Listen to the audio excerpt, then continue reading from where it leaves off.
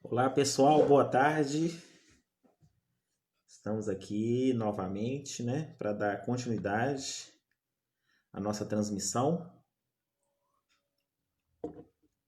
do livro do Dr. Isamitiba, Juventude, Drogas, Anjos Caídos. Então vamos lá. Entrei aqui 2 minutinhos antes para dar tempo do pessoal se conectar à vontade, né? Pode entrar aí, pessoal. Vamos participar juntos. Os jovens, pais, educadores, né? Vamos lá viajar junto no conhecimento aí científico, no conhecimento comportamental, né? No comportamento dos jovens aí, quando estão envolvidos aí, né? Nesse meio das drogas, como se apresentam os disfarces, né? As características. Então, principalmente, senhores pais, senhores também, né, devem estar atentos aí a essa questão, não é?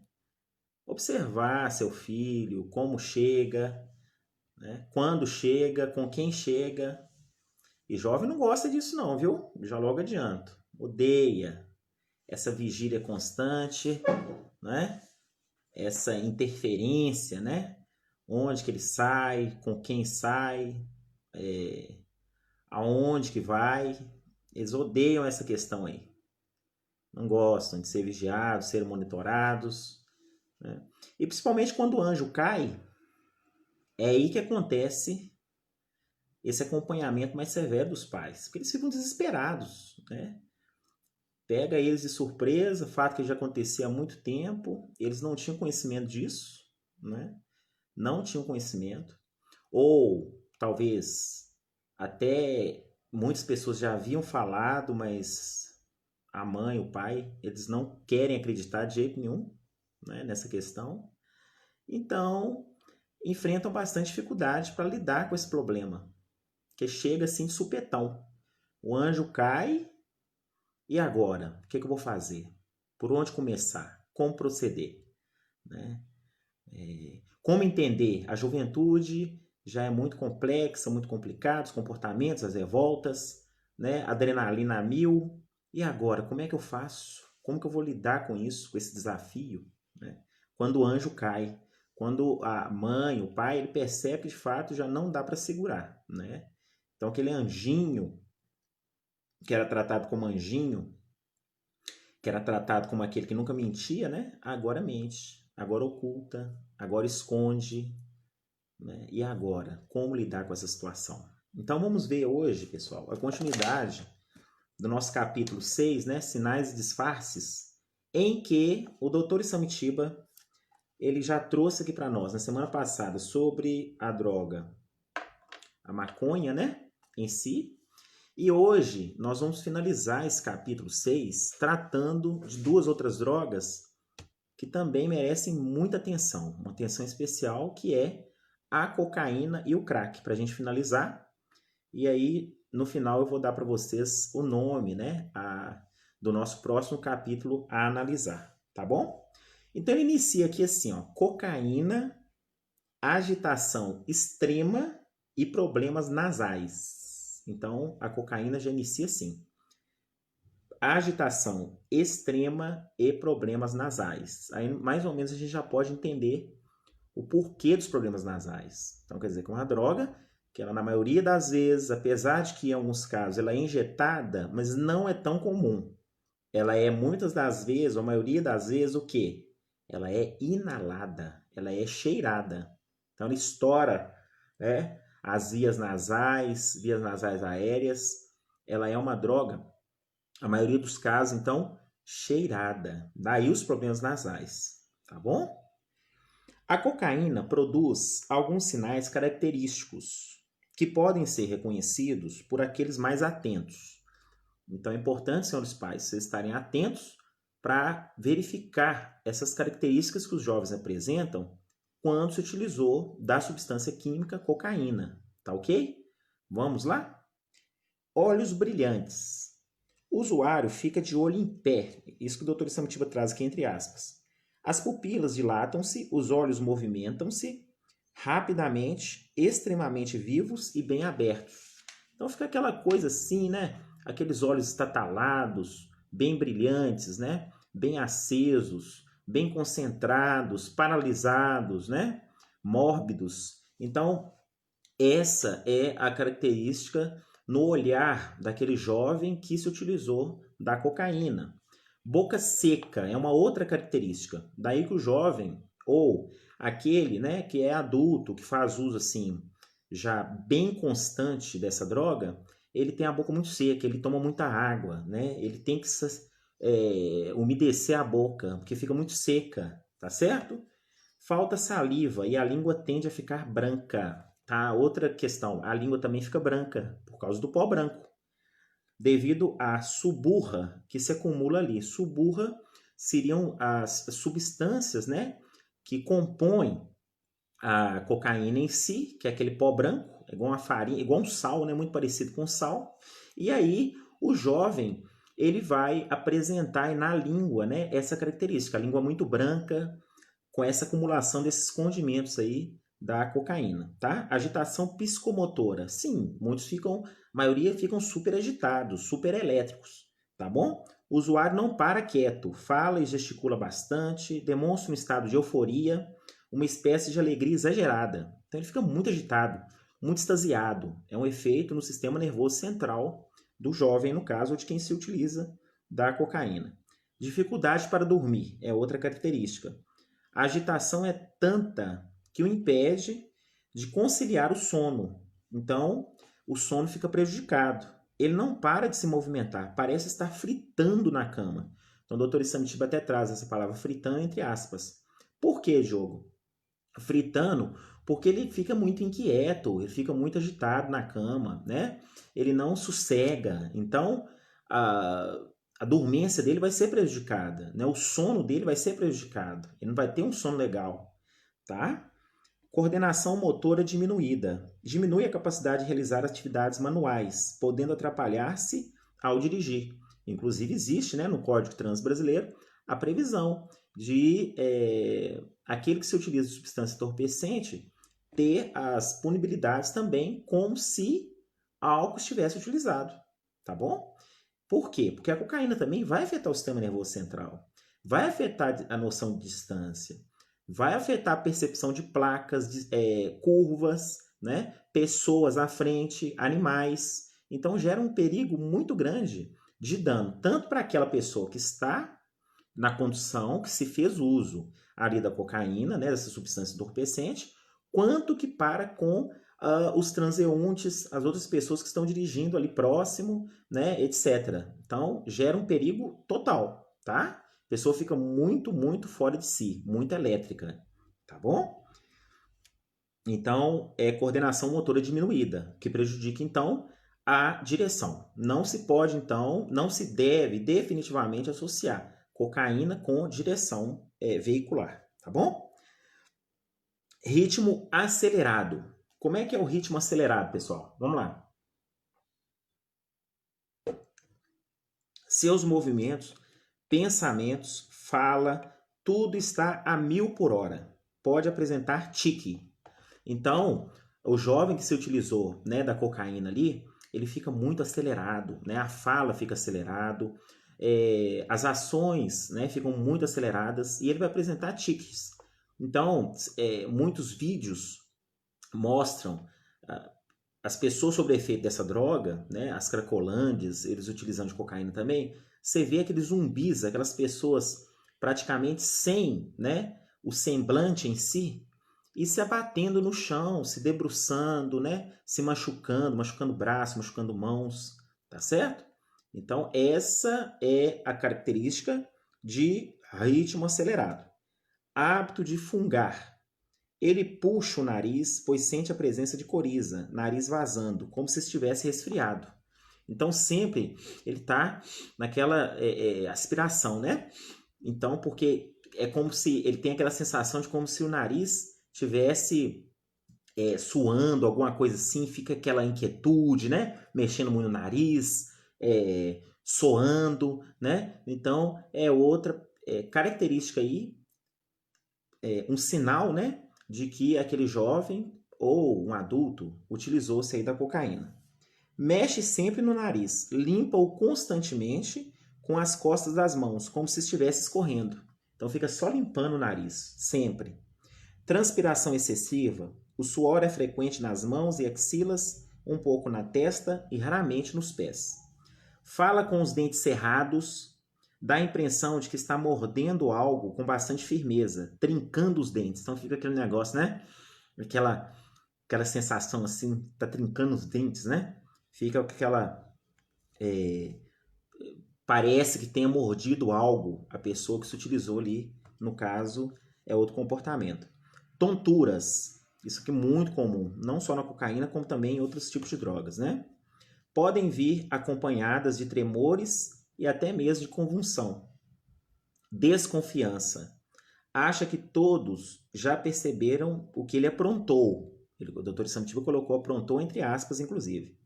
Ele é a noia, paranoia, sentimento de estar sendo perseguido.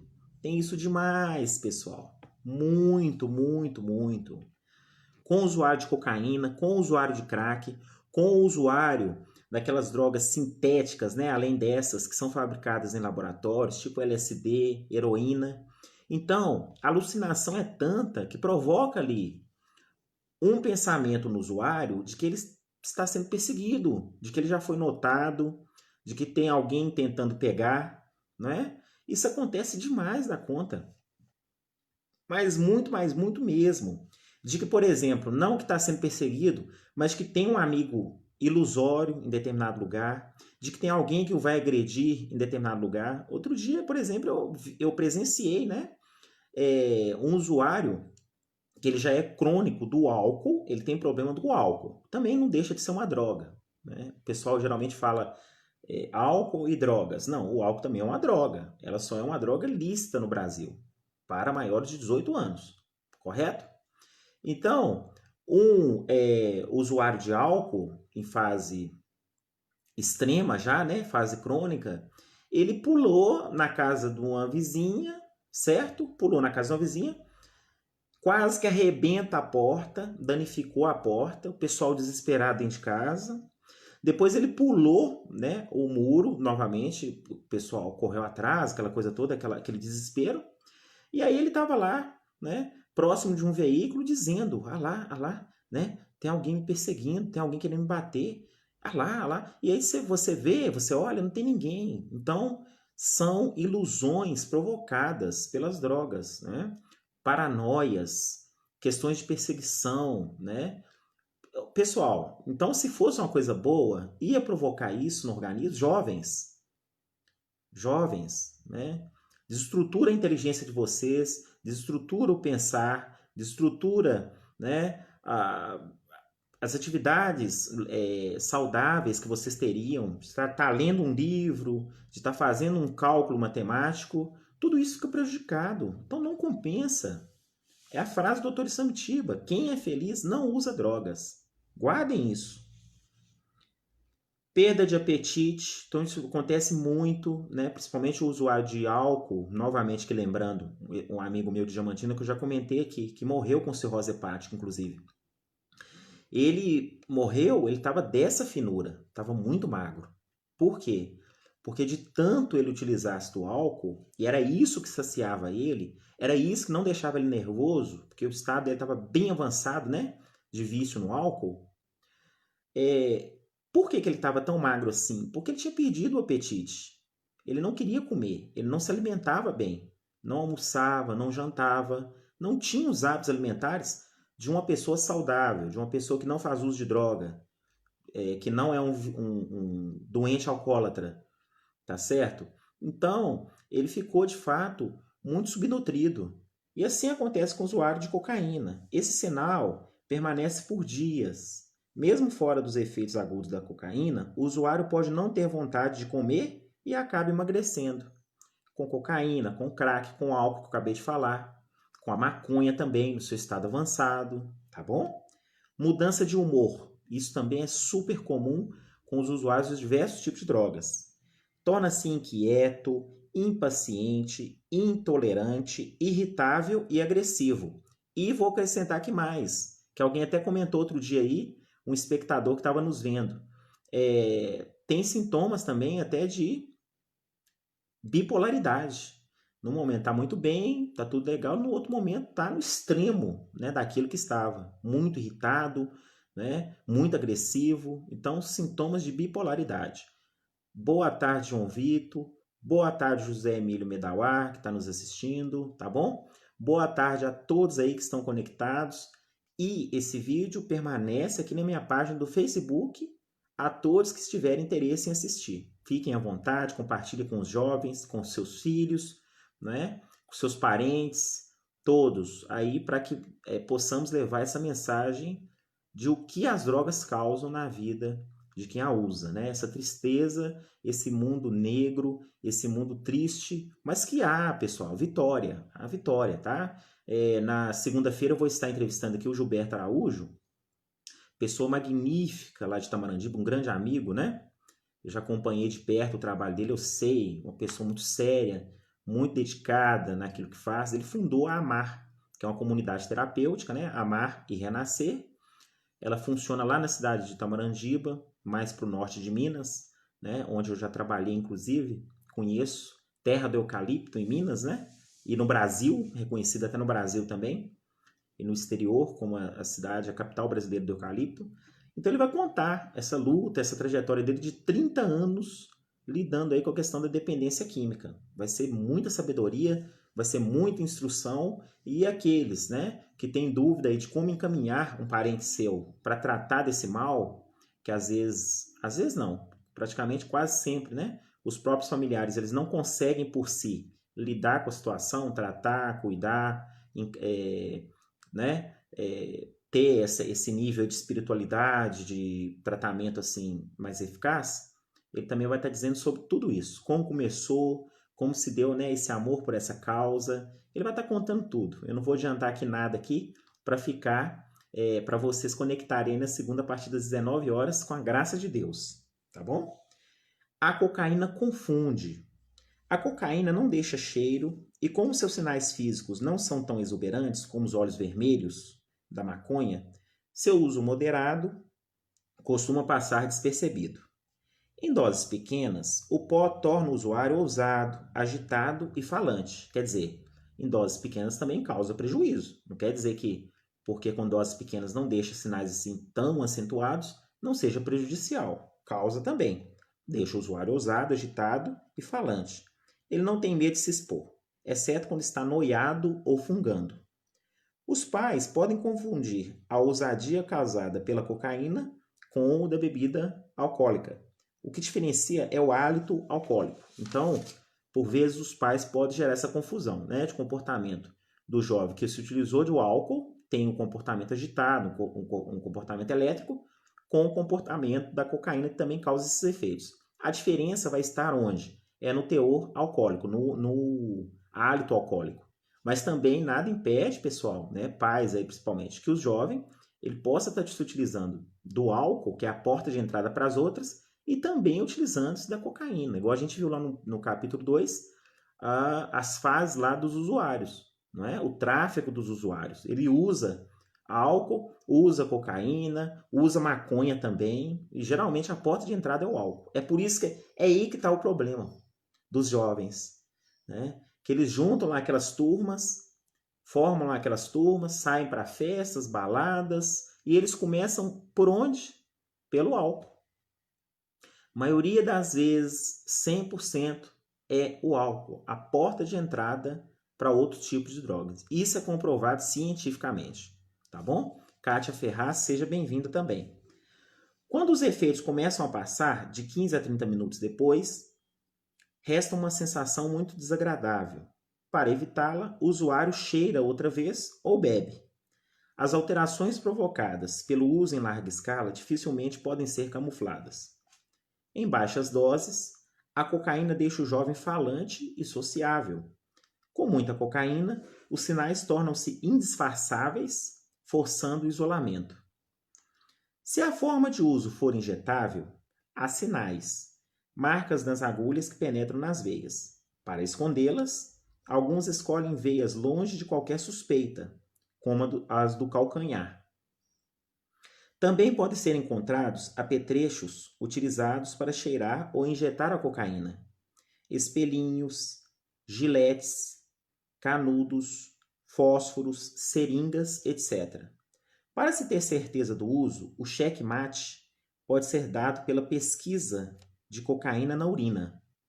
Seus resíduos são encontrados do dia seguinte ao uso até 15 dias após. Então, dá-se para encontrar o teor, né, de cocaína utilizado na urina também. No próximo dia após o uso ou até 15 dias depois do uso. Daí os testes que se faz, né, para ver, para se detectar, até muitas empresas fazem, para se detectar algum teor de droga aí no sangue do indivíduo, tá bom? Pode fazer o teste pelo sangue ou pode ser feito o teste também coletando sua urina. Crack, difícil de esconder. Esse é o título do crack. Considerado a mais potente e viciante droga existente no Brasil, o crack tem sinais dificilmente disfarçáveis. E o usuário também não costuma demonstrar muito interesse em encobri-los, pois o vício domina seu comportamento. Pupilas dilatadas e olhar perdido e desconfiados são comuns nos usuários, como também queimaduras nos lábios, na língua e no rosto, ocasionado pela proximidade da chama do isqueiro no cachimbo, onde a pedra é posta para ser fumada. Sim, geralmente o usuário de crack ele possui, né, os dedos queimados. Eu já até falei isso com vocês aqui. Os dedos são queimados de tanto que ele acende a pedra no cachimbo, né? Tá lá o cachimbo, ele coloca a pedra, acende e aí vai queimar o dedo dele. E por que crack, Diogo? Porque quando se queima a pedra, o barulho característico é esse, crack, crack, crack, crack. Aí se deu a denominação de crack, tá bom? O meu amigo Lorival, Leonardo Sebastião, do Café com Lorival, presente aqui, muito me honrando também. Seja bem-vindo, meu amigo, tá? Excelente dia aí para você e estamos juntos aí nessa peleja, nessa luta. E vamos fazer o Café com Lorival, versão 2 do Quem Ama Educa, do Dr. Samitiba, tá bom? O cheiro característico das drogas aspiradas aparece no bafo.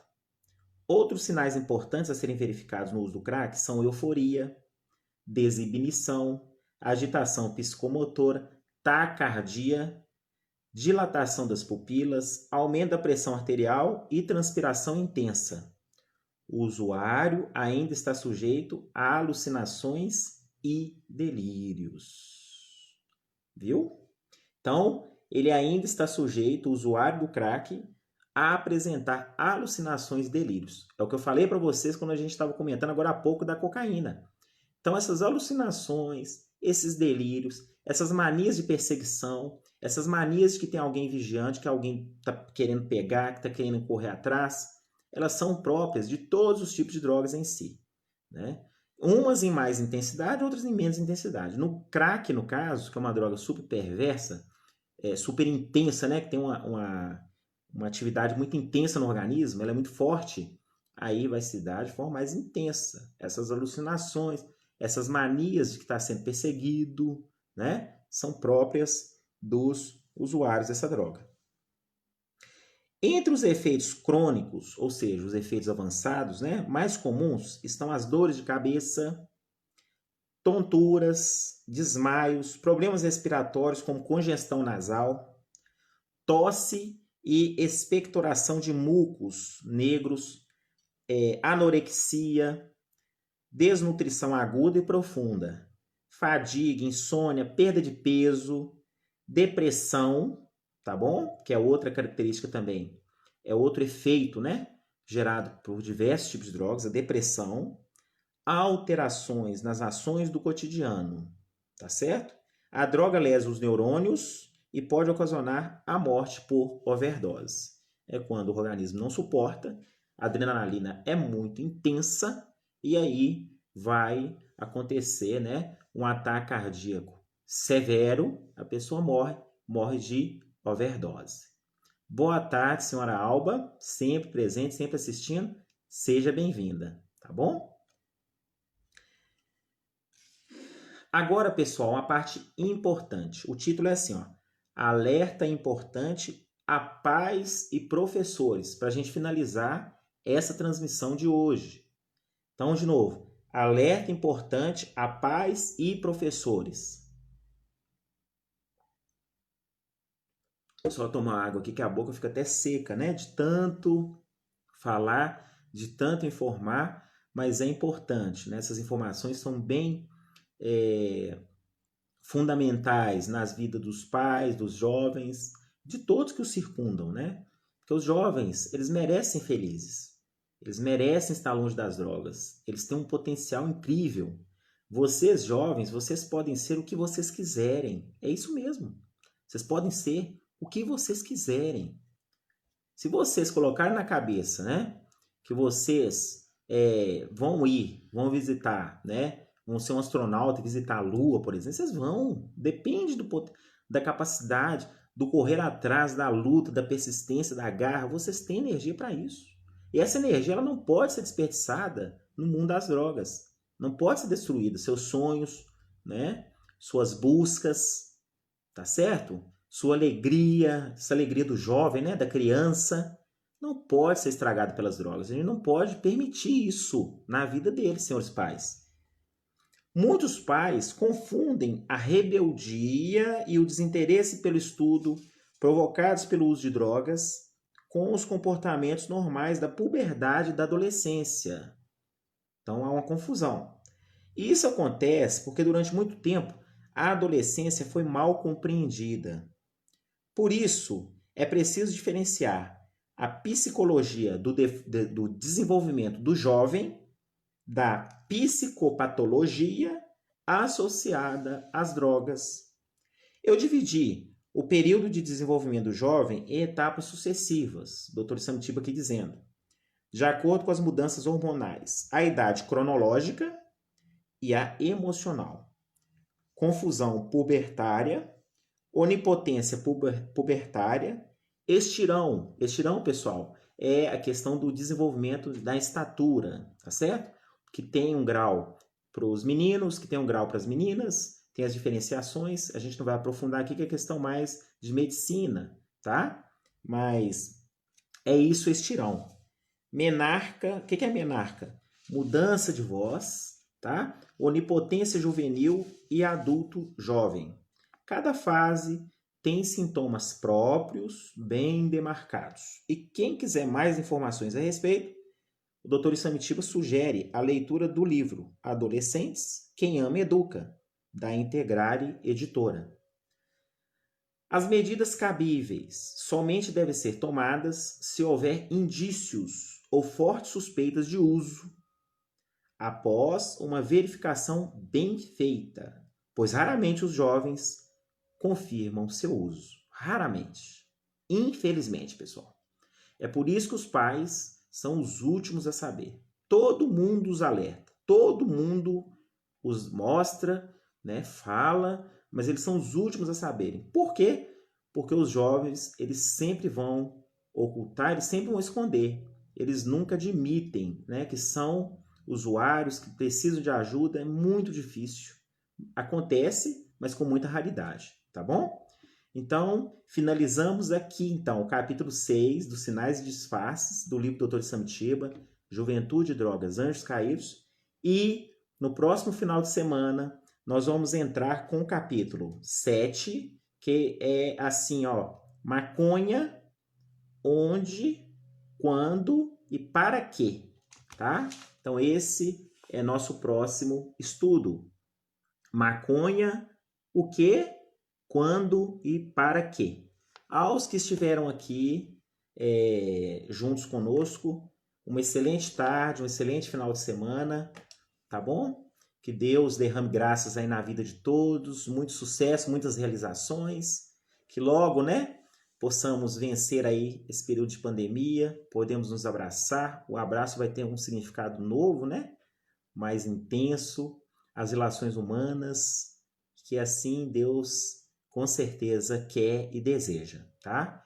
O abraço vai ser mais forte, vai ser um abraço mais valoroso, os contatos, né? O olho no olho, o sentar em casa, o conversar com os filhos. Estamos utilizando a tecnologia, sim, de forma muito mais intensa como nunca visto antes, porque isso está nos proporcionando, igual agora a mim aqui, está chegando até vocês, jovens, pais, educadores. Sim, ela é fundamental, é importante, é um veio de comunicação fundamental, né? Igual outro dia eu estava aqui, estava comunicando, né, fazendo dentro dos meus projetos de lives para a humanidade, para a posteridade, estava comunicando, igual um amigo hoje me mencionou mais cedo, Dercinho, né? Sempre me ajudando aí nas partes de logística aqui, com os aparatos para mim estar transmitindo, me ajudando, né? Que é um cara sensacional, um cara fantástico. Um abraço, Dercinho. Ele me contando, a do amor lá, a entrevista com o Gabe Gabrielli, que é